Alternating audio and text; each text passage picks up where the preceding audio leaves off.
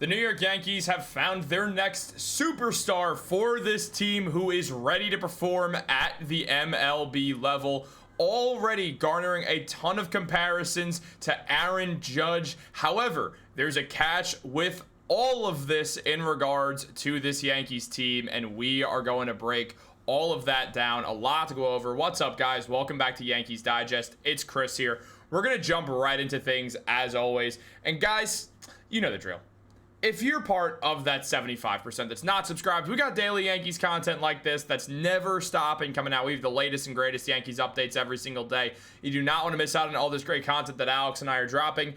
But with all that being said, let's jump into the video because Brian Cashman has found the Yankees their next superstar, who is hailed as a future superstar all the way back when we first drafted him at the top of the draft. And all these years later, not all these years later, but a few years later, it is coming to full fruition with this team. He has been the talk of the Yankees online basis, whether it's from Reddit, Twitter, wherever. We cannot stop hearing about none other than Spencer Jones. Spencer Jones, when drafted high up by the Yankees, was viewed as a superstar potential outfielder, or a potential superstar outfielder, I should say, as he's definitely an outfielder, but when it comes down to it, the man has shown nothing short of dominance recently. Now, since getting drafted, Jones has been someone who fans have been super excited about. There's a lot of things that are similar to Aaron Judge that go a lot farther than the fact that they're both 6'7".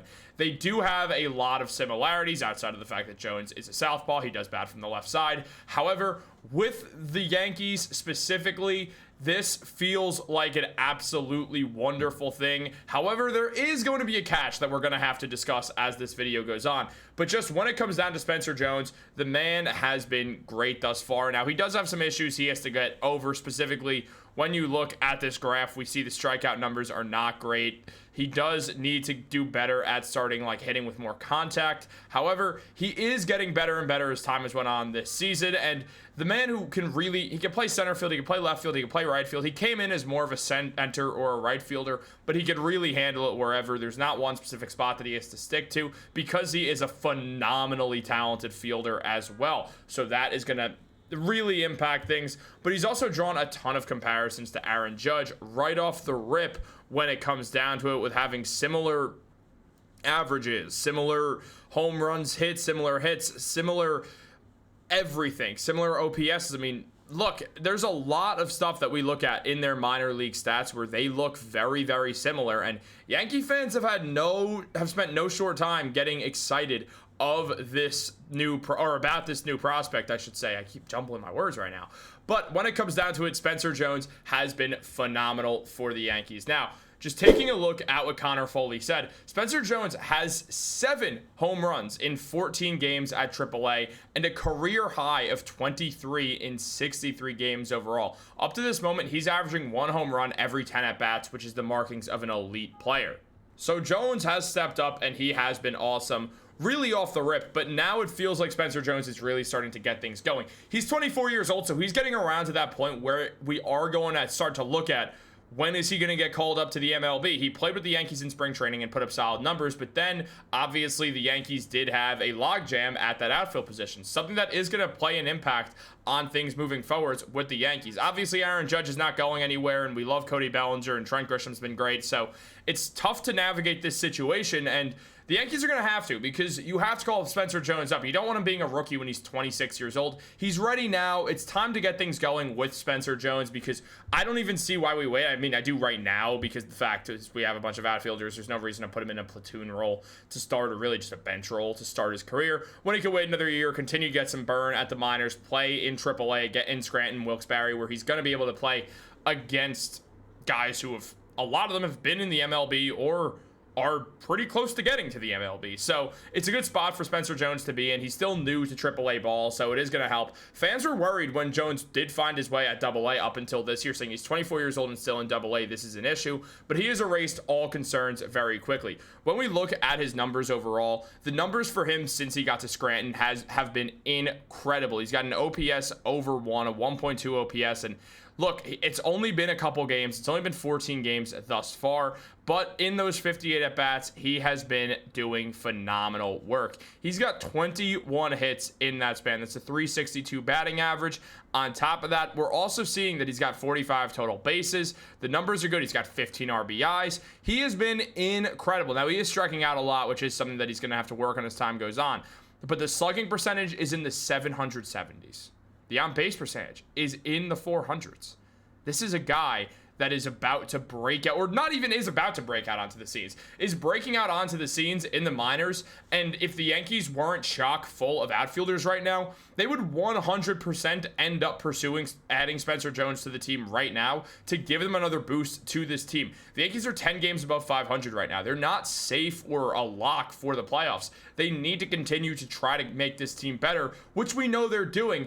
And Jones, for the most part on most teams, would end up getting called up fairly soon if he could show that these numbers are not just a temporary thing through 14 games. Again, he would need more time. You got to keep it going. And it feels like after this season with the Rail Riders is the perfect time to call Jones up. Now, through the 14 games since being promoted, the 375 average, the 7 home runs, the 6 stolen bases, the 1.243 OPS, he has shown everything that teams need to look for when it comes to a future star for their team. There's really nothing else that like Jones has to do outside of keep up numbers that they don't have to be this good, but they have to be relatively similar or just keep playing great baseball in general.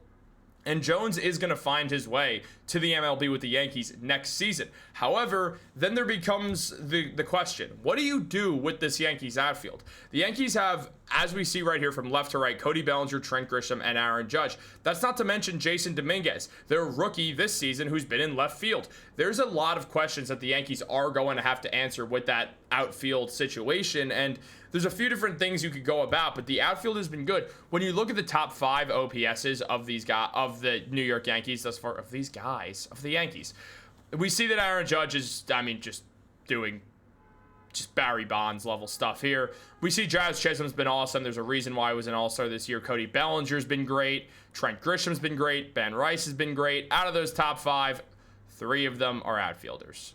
Jason Dominguez is not too far behind. The one position that Cody Bellinger can play that's not outfield is first base. That is Ben Rice's position, who is 5th right now. Paul Goldschmidt's playing it right now, but we know Goldie's kind of here on a one-year situation. Then Ben Rice is likely going to take over. So we look at that and we start to consider what is going to happen. How are the Yankees going to go about this? What are they going to do moving forwards? Well, there are a few answers that we can go about here, and we are going to do a full-length video on this specific topic as well when we get kind of closer to this situation becoming reality. But right now, when we take a look at everything, it does make some sense to consider that Trent Grisham is a free agent, so